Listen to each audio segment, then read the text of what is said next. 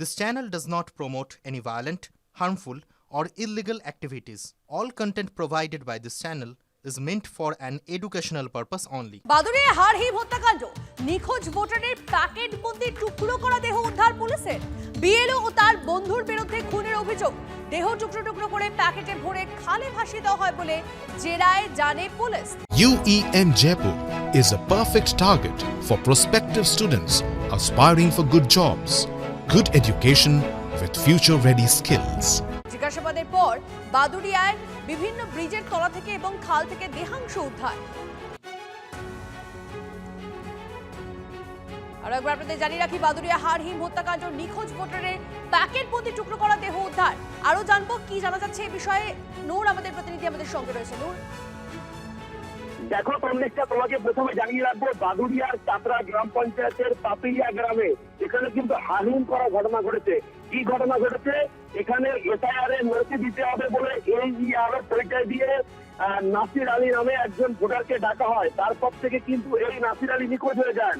নিখোঁজ হবার পর থেকে বাদুড়িয়ায় থানায় কিন্তু পরিবারের লোকজন অভিযোগ করেন, নিখোঁজের অভিযোগ করেন। তারপর বাদুড়িয়া থানার পুলিশ তদন্তে নেমে বাড়ির কিছুটা দূরের যে খালপাট থেকে যে নিখোঁজ হয়ে যায় নাসির আলী, তার জুতো উদ্ধার হয়। তারপরে কিন্তু বাদুড়িয়া থানার পুলিশ যে মোটর বাইকে করে তিনি বাড়ি থেকে বেরিয়েছিলেন নাসির আলী, সেই নাসির আলীর মোটর বাইক উদ্ধার করে বাদুড়িয়া থানার পুলিশ।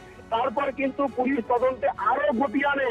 তারপরেই গতকাল কিন্তু ওই যে বুথের বিএলও রেজওয়ান হাসান মন্ডল এবং তার সঙ্গে আর একজন সহকর্মী সাগর গাইনকে গ্রেপ্তার করে পুলিশ।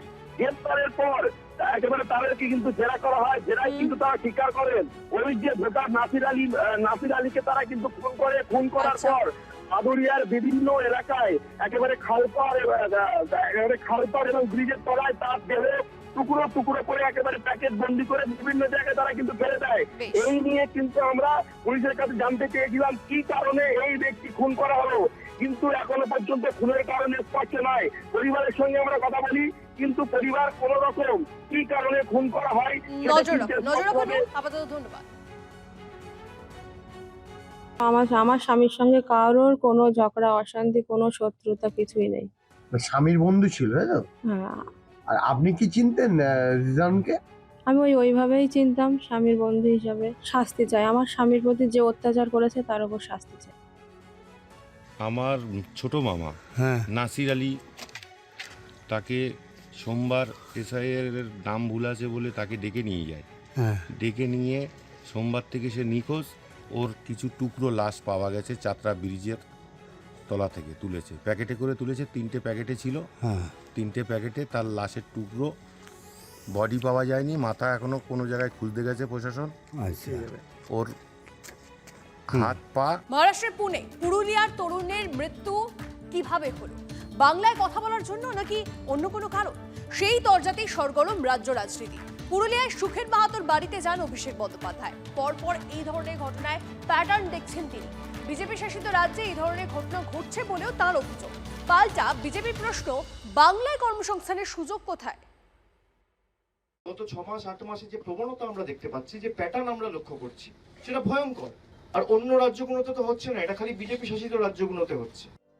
বাংলায় এসআইআর ইস্যুতে রাজনৈতিক সংঘাত সপ্তমে। এই মোক্ষম সময়েই বাঙালিয়ানার আবেগ উস্কে দিতে তৃণমূল অস্ত্র করল বিজেপি শাসিত মহারাষ্ট্রের পুনে বাংলায় পরিযায়ী শ্রমিক সুখেন মাহাতোর রহস্য মৃত্যুকে।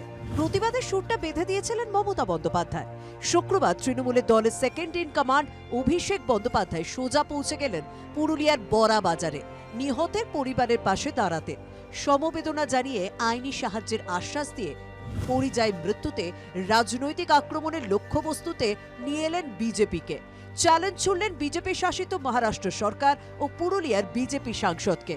মহারাষ্ট্রের যিনি মুখ্যমন্ত্রী দেবেন্দ্র ফডনবিসকে ফোন করে বলবেন যে আমার জেলার একজন তরতাজা যুবক কাজ করতে সেখানে গিয়ে একজন পরিযায়ী শ্রমিক, তাকে খুন করা হলো, হত্যা করা হলো, আমরা এর বিচার চাই। যখন কোনো কিছু বাইরের কোনো কিছু প্রয়োজন হয়, তখন আপনারা মনে হয়েছে বিজেপির সাংসদ এটা করতে পারবে আর জ্যোতির্ময় সিং মাতোই করতে পারবে, সেই জন্য আপনি বারে বারে এটা উল্লেখ করেছেন। ধন্যবাদ জানাই এটার জন্য আপনাকে।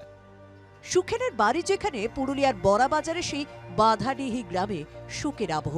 সবার প্রশ্ন, কি কারণে খুন হলেন সুখেন? ব্যক্তিগত শত্রুতা নাকি বাংলা বলার জন্য খুন, এই নিয়ে কথার লড়াইয়ের মধ্যেই এই ভিডিও পোস্ট করেছে বিজেপি, যেখানে সুখেনকে দেখা যাচ্ছে। বিজেপির দাবি বাংলা বলার জন্য কোনো বিষয় নয়, মত্ত অবস্থায় অশান্তির জন্যই খুন হয়েছেন সুখেন। পুনে পুলিশের বক্তব্যেও সেই একই তত্ত্ব। ফুটেজেও আমরা যেরকম দেখেছি টলছিলেন তিনি, কি কারণে টলছিলেন তা এখান থেকে প্রেস কনফারেন্স করে বলা যাবে না, নিশ্চয়ই তদন্ত হবে, প্রকাশ হবে। কোথাও কোনো রকম বাংলা বলার জন্য অত্যাচার হলো কিংবা তাকে ধাক্কাধাক্কি করা হলো, মারধর করা হলো ইত্যাদি নয়। কি কারণে মৃত্যু, কেন মৃত্যু, এগুলো তো সবই তদন্ত সাপেক্ষ। আমি কোনো মৃত্যু নিয়ে রাজনীতি করি না। সুখেন মাহাতো তিনিও কুর্মী সম্প্রদায়ের মানুষ। স্বাভাবিকভাবে সুখেন মাহাতোর মৃত্যুর পরে তার মৃতদেহ গ্রামে পৌঁছতেই অভিষেক বন্দ্যোপাধ্যায় পৌঁছে যান। এই সফরে অভিষেক বন্দ্যোপাধ্যায় কোথাও বার্তা দিলেন যে কুর্মী সম্প্রদায়ের মানুষের সঙ্গেও তিনি রয়েছেন।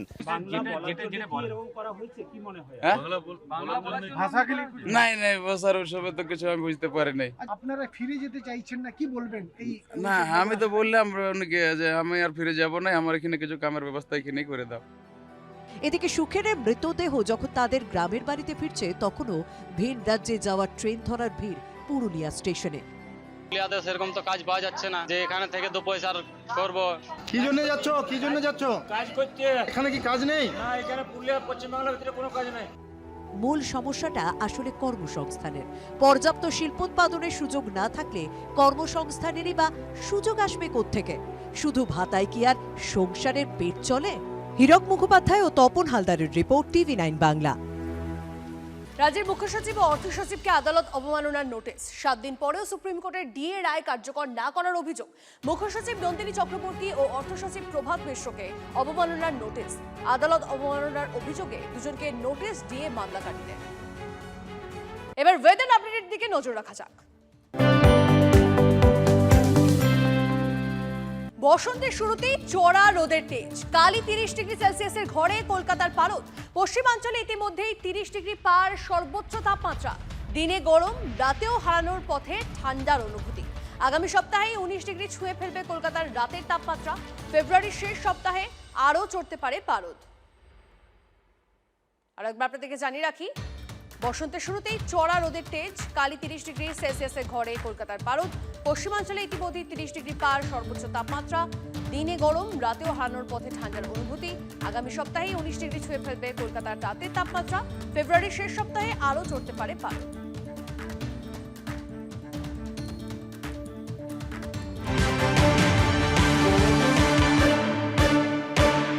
এবার আপনাদের জন্য একটা ট্রাফিক আপডেট দিই। দুপুর 1টা রামলীলা ময়দান থেকে ধর্মতলা মিছিল। দুপুর 2:30 অর্থাৎ 2:30 শামসুলদা রোড থেকে 4 নম্বর ব্রিজ মিছিল। দুপুর 3টে ইডেনে টি20 বিশ্বকাপের খেলা। বিকেল 4:30 Raja Subodh Mallick square College Street মিছিল। সন্ধ্যে 6টায় জাকারিয়া স্ট্রিট থেকে ধর্মীয় মিছিল।